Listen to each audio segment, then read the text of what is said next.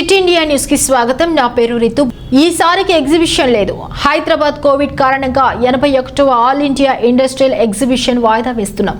ఎప్పుడు అన్నది మళ్లీ నిర్వహిస్తామనేది మీకు సమాచారం ఇస్తామని ఎగ్జిబిషన్ సొసైటీ అధ్యక్షుడు మంత్రి ఈటెల రాజేందర్ అన్నారు. గురువారం ఆయన మీడియాతో మాట్లాడారు. కరోనా నేపథ్యంలో భారత ప్రభుత్వ నిబంధనలు జనవరి 31 వరకు ఉన్నాయి. మొదటి వేవ్ కేసులు తగ్గుముఖం పట్టాయి. తెలంగాణలో సెకండ్ వేవ్ లేదు. భారత ప్రభుత్వ నిబంధనల మేరకే ఎగ్జిబిషన్ వాయిదా వేస్తున్నాం. కేసుల సంఖ్య కోసం వాయిదా వేయడం లేదు. కరోనా వైరస్ మార్పు చెందుతుందన్న నేపథ్యంలో తెలంగాణ ప్రభుత్వం అప్రమత్తమైంది. సెకండ్ వేవ్ ఇప్పటి వరకు తెలంగాణలో లేదు. ప్రతి సంవత్సరం జనవరి 1 నుండి ఫిబ్రవరి 14 వరకు ఎగ్జిబిషన్ జరిగేదని మంత్రి ఈటెల రాజేందర్ తెలిపారు. సెకండ్ వేవ్ ఇప్పుడు లేదు. ఫస్ట్ వేవ్ కూడా తగ్గుముఖం పట్టింది. దేశవ్యాప్తంగా కూడా పాజిటివ్ కేసుల సంఖ్య కానీ డెత్ రేట్ కానీ తగ్గుతున్నట్టుగా మనకు వార్తలు వస్తూ ఉన్నాయి. పాజిటివ్గా ఉన్నప్పటికీ ఎగ్జిబిషన్ సొసైటీ ప్రజల గురించి ఆలోచిస్తుంది కాబట్టి, ఒక సోషల్ కాన్సెప్ట్ ఉన్న ఆర్గనైజేషన్ కాబట్టి,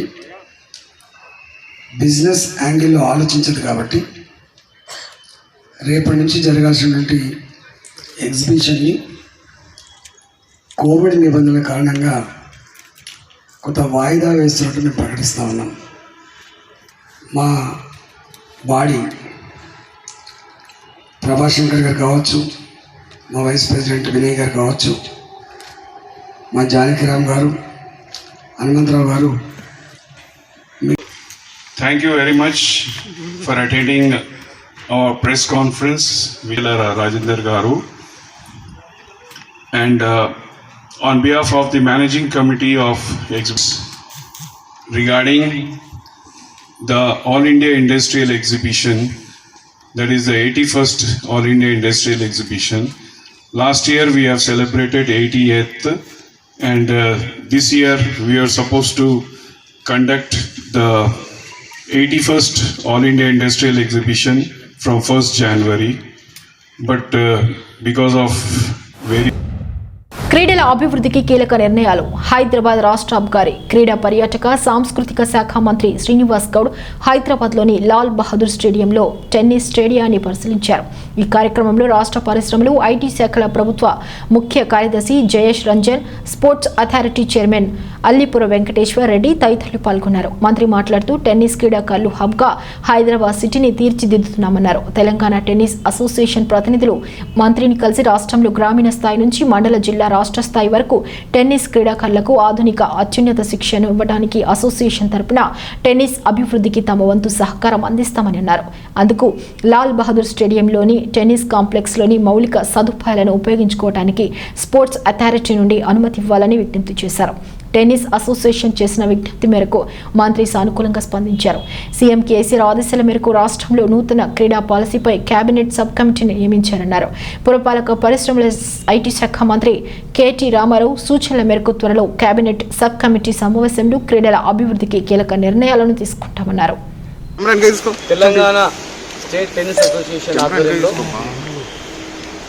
టెన్నిస్ అసోసియేషన్ ప్రెసిడెంట్గా ఐటీ ఇండస్ట్రీ మినిస్టర్ కేటీఆర్ గారు ఉన్నారు కనుక కొత్తగా ఒక ప్రయోగాత్మకంగా ఒక అసోసియేషన్ ద్వారా గ్రామీణ స్థాయి నుంచి రాష్ట్ర స్థాయి వరకు టెన్నిస్ పట్ల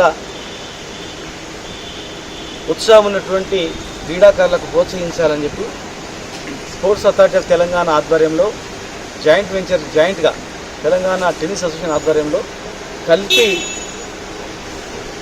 గ్రౌండ్స్లో ఉన్నటువంటి ఇన్ఫ్రాస్ట్రక్చర్ని కలుపుకొని జాయింట్ వెంచర్గా క్రీడలను డెవలప్ చేయడానికి, టెన్నిస్ డెవలప్ చేయడానికి ముందుకు రావాలని చెప్పి మరి ఒలింపిక్ అసోసియేషన్ అధ్యక్షుడు plus IT industry principal secretary గారు, స్పెషల్ సిఎస్ గారు జయేష్ రంజన్ గారు మరి ఓ ప్రతిపాదనతో మరి టెన్నిస్ అసోసియేషన్ వాళ్ళని మన అశోక్ కుమార్ గారిని, అశోక్రావు గారిని, తర్వాత మన ఒలింపిక్ ఆడినటువంటి విష్ణువర్ధన్ రెడ్డి గారు, ఇంకా దీని పట్ల బాగా అవగాహన ఉన్నటువంటి వాళ్ళందరూ కలిపి ఈ టెన్నిస్ను డెవలప్ చేయాలని చెప్పి ఒక ప్రతిపాదన రావడం జరిగింది. ఖచ్చితంగా దీన్ని మనస్ఫూర్తిగా స్వీకరించి ఉన్నటువంటి గ్రౌండ్లన్నీ కూడా జాయింట్గా వాళ్ళు ఒలింపిక్ వరకు ఆడినటువంటి క్రీడాకారులు చాలామంది కనుక క్రీడాకారులను అందరినీ నేషనల్ ఇంటర్నేషనల్ ఆడినట్టు క్రీడాకారులను కలుపుకొని టెన్నిస్ ఆధ్వర్యంలో కొత్త క్రీడాకారులను గ్రామీణ స్థాయికి డెవలప్ చేసి ప్రతి ఇయర్ సీఎం కప్ నేషనల్ ఆ తర్వాత ఇంటర్నేషనల్ గేమ్ కూడా టెన్నిస్ అసోసియేషన్ ఆధ్వర్యంలో చేయాలనేటువంటి కొత్త ఆలోచన రావడం జరిగింది. ఇది క్రీడా రంగానికి శుభపరిణామం. ఇలా ఏ క్రీడలను అవగాహన ఉండి ఏ క్రీడల పట్ల ఆసక్తి ఉన్నటువంటి వాళ్ళు క్రీడాకారులు కానీ ఒలింపియన్ కానీ అర్జున అవార్డు కానీ ద్రోణాచార్య అవార్డు కానీ అనే రకరకాల అవార్డు వచ్చేటువంటి వాళ్ళందరూ కూడా క్రీడాభిమానులందరూ కూడా ఆ అసోసియేషన్ ఆధ్వర్యంలో మరి ఆ క్రీడల పట్ల ఇంట్రెస్ట్ చూపి ప్రభుత్వం సహకరిస్తే ఇంకా మంచి చేయడానికి అవకాశం ఉంటుంది. త్వరలోనే క్రీడా పాలసీలో ముఖ్యమంత్రి గారు క్రీడా పాలసీని కూడా ఒక సబ్ కమిటీ కూడా వేయడం జరిగింది. అతి తొందరలోనే సబ్ కమిటీ కూడా ఏర్పాటు చేసుకొని మా ప్రిన్సిపల్ సెక్రటరీ గారు మరి ఇండస్ట్రీస్ కూడా ఇలా టైప్ చేసుకొని ప్రతి ఒక్క ఇండస్ట్రీకి ఒక గేమ్ ఇచ్చి వాళ్ళని డెవలప్ చేయాలి సిఎస్ఆర్ ఫండ్స్ కింద గవర్నమెంట్ కలుపుకొని అని చెప్పి కూడా ఆలోచన ఉంది. త్వరలోనే ఒక క్రీడా పాలసీ పైన జరిగేటువంటి సబ్ కమిటీలో కూడా ఈ అన్ని విషయాలు కూడా చర్చిస్తాం. తెలంగాణ టెన్నిస్ అసోసియేషన్ కూడా పూర్తి సహకారం ఉంటుంది.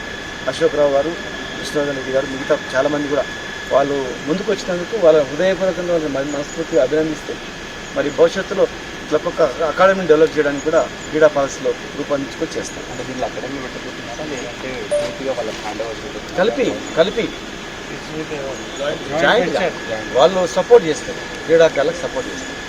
ఏ విధంగా వాళ్ళు వచ్చి రోజు ఆడిపిస్తారు, కోచెస్కు కొత్త కోచెస్ని అపాయింట్ చేయిస్తారు, ఏమైనా ఇన్ఫ్రాస్ట్రక్చర్ని డెవలప్ చేస్తారు, క్రీడాకారులు ఎక్కడైనా బయటికి వెళ్ళదంటే ఫైనాన్షియల్ సపోర్ట్ చేస్తారు.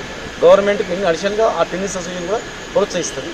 వాళ్ళు ఉన్నటువంటి ఇన్ఫ్రాస్ట్రక్చర్తో గ్రామీణ ప్రాంతాలు కూడా ఆడిపిస్తారు, జిల్లా స్థాయిలో కూడా ఆడిపిస్తారు. ఆడిపించి రాష్ట్ర స్థాయి తీసుకొచ్చి ఒక ఛానల్ కింద నుంచి పై వరకు ఒక ఛానల్ తీసుకొచ్చి వీళ్ళని నేషనల్ ఇంటర్నేషనల్ వరకు తీసుకుపోయేటట్టు వీళ్ళు వారధిగా ఉన్నారు.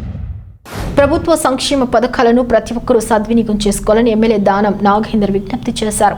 గురువారం బంజారాహిల్స్ రోడ్ నెంబర్ 7లో నూతనంగా నిర్మించిన కమ్యూనిటీ హాల్ను ఆయన ప్రారంభించారు. అక్కడి లబ్ధిదారులకు రోడ్ నెంబర్ 12లోని లబ్ధిదారులకు కళ్యాణ లక్ష్మి షాదీ ముబారక్ చెక్కులను అందజేశారు. ఈ సందర్భంగా ఆయన మాట్లాడుతూ తెలంగాణ రాష్ట్ర ప్రభుత్వం ఏర్పడిన తర్వాత పేద ప్రజల దృష్టిలో ఉంచుకొని కళ్యాణ లక్ష్మి షాదీ ముబారక్ పథకాలను ప్రారంభించిందని చెప్పారు. గతంలో ఆడపిల్ల పెళ్లి అంటే భయాందోళనకు గురై పరిస్థితి నుంచి సంతోషంగా వివాహం జరపాలని స్థాయికి ముఖ్యమంత్రి కేసీఆర్ తీసుకొచ్చారని అన్నారు. ఈ పథకాల్లో దరఖాస్తు చేసుకుని చెక్కులు అందని వారు స్థానిక ప్రజా ప్రతినిధులను సంప్రదించాలని సూచించారు.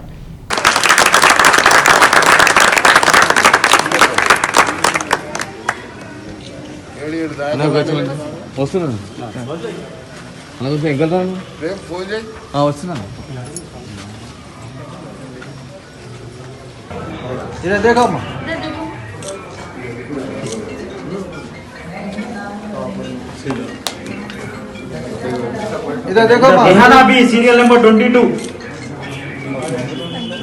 महमूदा बेगम 21, सर बोलिए आपका नाम क्या? महमूदा बेगम आप ही है, एक मिनट इधर देखो माँ. रेहाना बी ओके. चिट्ठी देना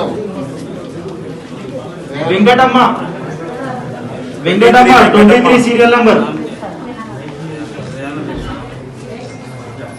వాళ్ళకు వచ్చినటువంటి విన్నత పత్రాలను మాకు తీసుకొచ్చి మా ద్వారా ఇక్కడ మా కార్పొరేటర్స్ మా ద్వారా మరి ఆ రెవెన్యూ అధికారులకు ఇప్పించి ఆ డబ్బులు పంపిణీ జరిగే వరకు కూడా మరి మా వాళ్ళు ఫాలో అప్ చేయడం అనేది మరి మేము చేస్తున్నటువంటి కృషికి ఇది నిదర్శనం. అందుకనే మేము కోరుతా ఉన్నాం ఈరోజు ప్రజలందరూ కూడా మరి రాబోయేటువంటి రోజుల్లో కూడా రాష్ట్ర ప్రభుత్వం గౌరవ ముఖ్యమంత్రి గారు ప్రవేశపెట్టినటువంటి ప్రతి కార్యక్రమాన్ని మీరు భాగస్వాములై అందులో పేద ప్రజలని దృష్టిలో ఉంచుకొని మొదలుపెట్టినటువంటి కార్యక్రమం కాబట్టి దీంట్లో అందరు భాగస్వాములు అయితేనే ప్రభుత్వానికి ఒక తృప్తిగా ఉంటుంది. అదేవిధంగా ఇందులో మిమ్మల్ని భాగస్వాములు చేసి మీకు డబ్బులు ఇప్పించినందుకు ప్రజాప్రతినిధులుగా ఇక్కడ గద్వాల విజయలక్ష్మి గారు కానీ మాకు కానీ చాలా సంతోషంగా ఉంటుంది. ఎందుకంటే నిరంతరం ప్రజల మధ్యలో ఉండి ప్రజా సమస్యలే మా సమస్యలుగా భావిస్తాం కాబట్టి మరి ప్రజలకు ప్రభుత్వం ఇచ్చేటువంటి కార్యక్రమాన్ని అందించినప్పుడే దాంట్లో ఎంతో ఆనందంగా ఉంటుంది, ఎంతో తృప్తి ఉంటుంది. అందుకనే ఈరోజు ఈ కార్యక్రమం ఇంత పెద్ద ఎత్తున జరిగినందుకు వచ్చినటువంటి తీసుకున్న అందరికీ కూడా శుభాకాంక్షలు తెలియజేసుకుంటూ ఇంకా ఎవరన్నా రాలేని పక్షంలో ఎవరికన్నా ఈ చెక్కులు ఏదైతే మేము పంపిణీ చేశామో మన కళ్యాణ లక్ష్మి షాదీ ముబారక్ చెక్కులు ముఖ్యమంత్రి గారు ఆలోచించి దేశ చరిత్రలో దేశంలో ఎక్కడ లేని విధంగా ఇలాంటి కార్యక్రమాలు చేయాలని ఇలాంటి మరి కార్యక్రమాల్లో అందరి భాగస్వాములు చేయాలని పేద ప్రజలకు ఈ ప్రభుత్వం అండగా ఉంటుంది అని చెప్పడానికే ఈ కార్యక్రమం మొదలుపెట్టడం జరిగింది. అందుకనే ఈరోజు సుమారు 100 మందికి పైచిలకు షాదీ ముబారక్ కళ్యాణ లక్ష్మి చెక్కులు తీసుకున్నారు. అందరికీ కూడా శుభాకాంక్షలు. హైదరాబాద్ జూబ్లీహిల్స్ చెక్ పోస్ట్ వద్ద ఈ రోజు వెహికల్స్ డ్రంక్ అండ్ డ్రైవ్ నిర్వహించిన జూబ్లీహిల్స్ పోలీసులు.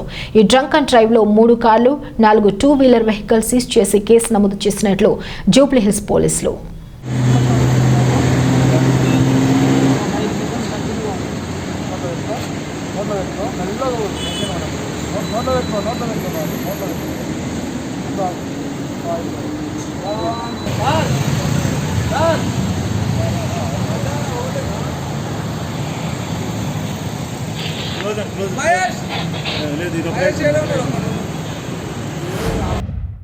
హైదరాబాద్ పాత బస్తీలో దారుణం చోటు చేసుకుంది. 16 ఏళ్ల బాలికను 57 ఏళ్ల వృద్ధుడు పెళ్లి చేసుకున్న ఘటన ఆలస్యంగా వెలుగులోకి వచ్చింది. బాలిక తల్లిదండ్రులకు 1.50 లక్షలు ఇచ్చి ఆ వృద్ధుడు వివాహం చేసుకున్నట్లు విచారణలో తేలింది. ఈ పెళ్లి నెల 27న బండ్లగూడలో జరిగినట్లు తెలిసింది. ఈ వ్యవహారంపై సమాచారం తెలుసుకున్న పోలీసులు బాలిక సవతి తల్లి ఉన్నీసా, తండ్రి ఎండి గౌస్తో పాటు పెళ్లి కొడుకు అబ్దుల్ లతీఫ్ను అరెస్ట్ చేసి ఫోక్సో యాక్ట్ కింద కేసు నమోదు చేశారు. అంతేకాకుండా కేరళకు చెందిన 6గురిని కూడా పోలీసులు అదుపులోకి తీసుకున్నారు. కేరళకు చెందిన లతీఫ్ కొద్ది కాలంగా హైదరాబాద్లో నివాసం ఉంటున్నారు. అతనికి తీగలకుంటకు చెందిన మహమ్మద్ గౌసుద్దీన్ కుమార్తెతో వివాహం జరపడానికి దళారులు ఏర్పాట్లు చేశారు. బాలిక తండ్రికి ఆమె సవతి తల్లికి డబ్బు ఆశ చూపి ఇందుకు ఒప్పించారు. ఇందుకోసం దళారులు లతీఫ్ వద్ద 2.5 లక్షలు వసూలు చేశారు. అందులో నుంచి 1.5 లక్షల మొత్తాన్ని బాలిక తల్లిదండ్రులకు ఇచ్చినట్టుగా తెలుస్తోంది. దీంతో డిసెంబర్ 27న బండ్లగూడలో లతీఫ్తో బాలిక వివాహం జరిపింది. అయితే మైనర్ బాలికను వృద్ధుడు పెళ్లాడిన ఘటనపై సమాచారం అందుకున్న పోలీసులు దర్యాప్తు చేపట్టారు. పలు చోట్ల దాడులు నిర్వహించిన పోలీసులు మొత్తం 7గురిని అదుపులోకి తీసుకున్నారు. పోలీసులు అరెస్ట్ చేసిన వారిలో పెళ్లి కొడుకు అబ్దుల్ లతీఫ్తో పాటు బాలిక సవతి తల్లి ఉన్నీసా, తండ్రి ఎంజీ గౌసుద్దీన్ కూడా ఉన్నారు. ఈ ఘటనకు సంబంధించి కేసు నమోదు చేసుకున్న పోలీసులు పూర్తి స్థాయి దర్యాప్తు కొనసాగిస్తున్నారు. సంఘటన నజియా బేగం అని 16 ఏళ్ల అమ్మాయికి తల్లి చనిపోయింది. తండ్రి కూడా బెడ్ రిడన్ ఉన్నాడు. ఆయన కూడా సవతి తల్లి ఆమె కొంతమందితో కలిసి ఈ 16 ఏళ్ల అమ్మాయిని ఒక 56 ఏళ్ల అబ్దుల్ లతీఫ్ పరంబన్ అని కేరళ నుంచి వచ్చారు. అతనికి ఇచ్చి బలవంతంగా వివాహం చేయడం అయింది. ఇది తెలుసుకున్న ఈ అమ్మాయి అన్నయ్య మిరాజుద్దీన్ ఇతను కంప్లైంట్ మేరకు కేసు రిజిస్టర్ చేసి వీళ్ళందరినీ అరెస్ట్ చేయడం జరిగింది. ఇందులో ముఖ్యంగా ఈయన అబ్దుల్ లతీఫ్ పరంబన్ అని కేరళ అతను ప్రస్తుతం పరారులో ఉన్నారు. తర్వాత ఇందులో మిగిలిన ముద్దాయిలుగా ఈ అమ్మాయి సౌతి తల్లి పూరన్నిసా, అలాగే ఈ పెళ్ళి అరేంజ్ చేసినటువంటి ఈ బ్రోకర్లు అబ్దుల్ రెహమాన్, వసీం ఖాన్, తర్వాత ఈ పెళ్ళి చేయకూడదని తెలిసినా కూడా చేసినటువంటి కాజీ మహమ్మద్ బదీయుద్దీన్ కాద్రీ వీరందరినీ కూడా ఈరోజు అరెస్ట్ చేయడం జరిగింది. ఇంకొక విషయం, ఈ సవతి తల్లి ఈ అమ్మాయికి ఇంకొక అక్క ఉన్నది. ఆ అక్కకు సంబంధించిన ఆధార్ కార్డు పెట్టి ఈ మ్యారేజ్ రికార్డ్స్ గురించి ఈ రకంగా కూడా వీళ్ళు చీటింగ్ అండ్ ఫోర్జరీ కేసు చేశారు. తర్వాత ఇతని మీద ఈ అబ్దుల్ లతీఫ్ పరంబన్ మీద ఈ అమ్మాయి తక్కువ వయసు అమ్మాయి పెళ్లి చేసుకున్నందుకు సెక్షన్స్ ఆఫ్ రేప్ కూడా, పోక్సో అండ్ రేప్ కూడా అట్రాక్ట్ అవుతాయి. వీటితో పాటు section 9 and 10 of child marriage act ఇది కూడా పెట్టడం జరిగింది. ఈ కేసుని అంతా ఛేదించడంలో కృషి చేసినటువంటి మన ఇన్స్పెక్టర్ దేవేందర్ గారు, ఏసీపీ పలక్నామా గారికి అభినందనలు తెలియజేస్తాం. 2.5 lakhs ఆయన ఇచ్చాడు. 2.5 lakhs పెళ్లి కొడుకు ఈ తల్లికి ఇచ్చాడు, ఈ సవతి తల్లికి.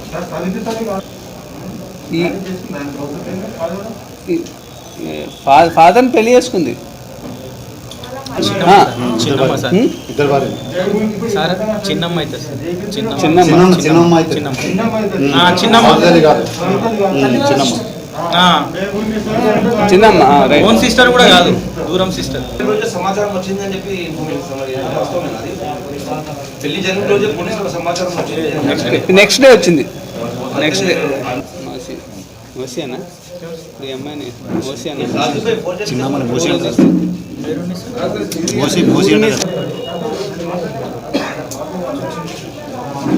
రెడీ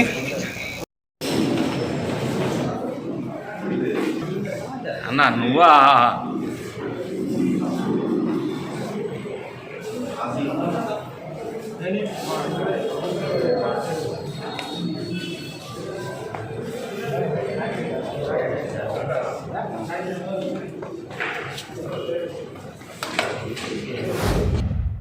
పెద్ద అంబర్పేట్ ఔటర్ రింగ్ రోడ్ వద్ద రోడ్డు ప్రమాదం. అతి వేగంగా 2 కార్లను ఢీ కొట్టిన లారీ.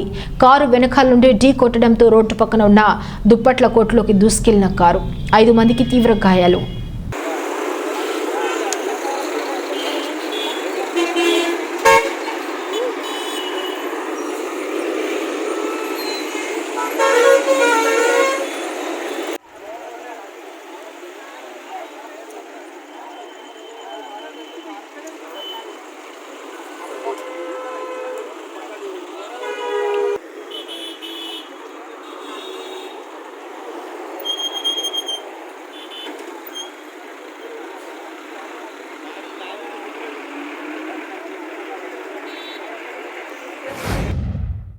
సంగారెడ్డి జిల్లా పటాన్చెరు మండలం ఇస్నాపూర్ గ్రామంలో సంప్ హౌస్లో పడి హర్షకుమార్ బాలుడు మృతి.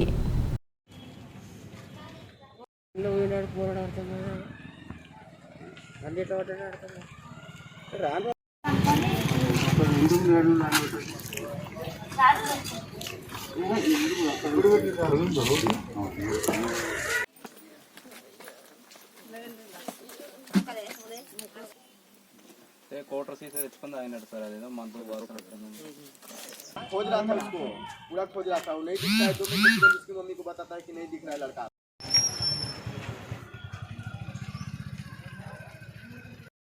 पूरा भूल गया उसको। पूरा हम लोग नाइट में 2-3 बजे तक ढूंढे, नहीं मिला। पूरा कल भी 3 बार ढूंढे। कल पुलिस को हम लोग कंप्लेन दिया, पुलिस आया 1-2 घंटा, वो चेक किया और फिर गया। फिर आज पूरा डायरेक्ट आया, वो गड्ढा में देखा, निकाला बच्चा को। क्या वो पुलिस डायरेक्ट आया, कोई देखा पुलिस के वो फोन किया तो पुलिस आकर डायरेक्ट उसमें देखा, तब हम लोग जाने। कोई किया था कि बोल रहे थे कि वो बच्चा मिल गया, हम लोग के पास मालूम चला। हम लोग बोले ठीक है बच्चा मिल गया तो लेकर आओ तुम लोग। तो हम लोग बच्चा का इंतजार कर रहे थे, तो वो बच्चा कर लेकर आएगा, बच्चा को नहीं लेकर आया। वो पुलिस डायरेक्ट आया, गड्ढा में देखा उसको।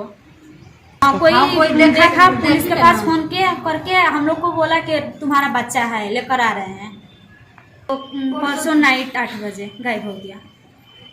गायब हुआ तुरंत, हम लोग आधा घंटा बाद तुरंत ढूंढने लगा, नहीं मिला वो। हाँ, इस दिन आने का हुआ, वो बच्चा नरा में 20 दिन में गिर गया। हम लोग बहुत गरीब हैं, हम लोग के पास गाड़ी भाड़ा को भी पैसा नहीं है कि हम लोग पुलिस में कंप्लेन करने भी जाए। किसी से मांग के हम लोग गए कंप्लेन करने।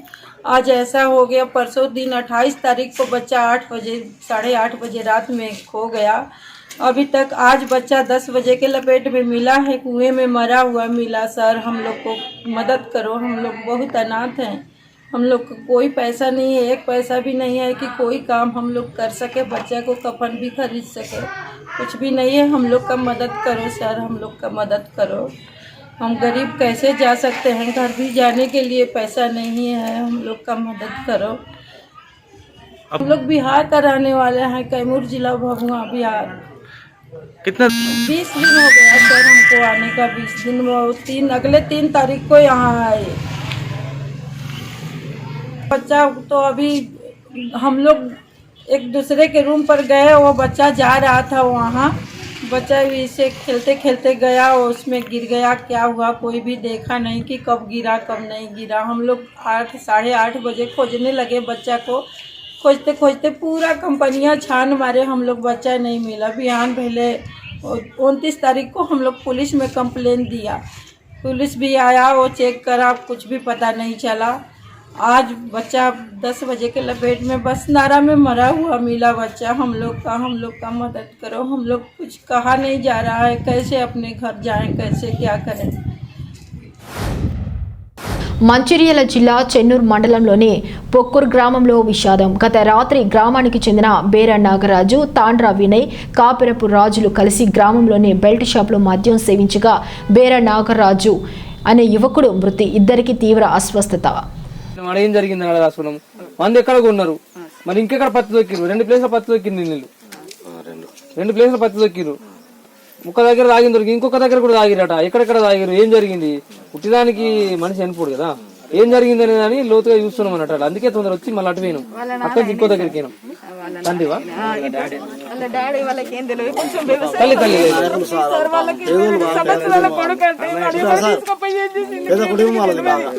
వాస్తవానికి చదువు సాయంత్రం అనేది కూడా లేదు. కొడుకు మీదనే ఆధారపడి బ్రతకాల్సిన అవసరం ఉంటే వాళ్ళు అట్లా కావాలని చేసిందనే అనుమానం సార్. సరే మీకు ఏది ఉంటుంది చెప్పండి. అంటే ఇప్పుడు అదే కరెక్ట్. ఆ పిల్లగాని గురించి ఈ పిల్లగానికి ఆ పిల్లగానికి ఇద్దరికి లొల్లి ఉండే, కిరికిరి ఉండే. ఒక అమ్మాయి గురించి అబ్బాయి వీళ్ళకు కిరికిరి ఉండే. ఎన్నిటికైనా తప్పుతా అనే ప్రయత్నం ఉండే. ఈ పని చేసింది.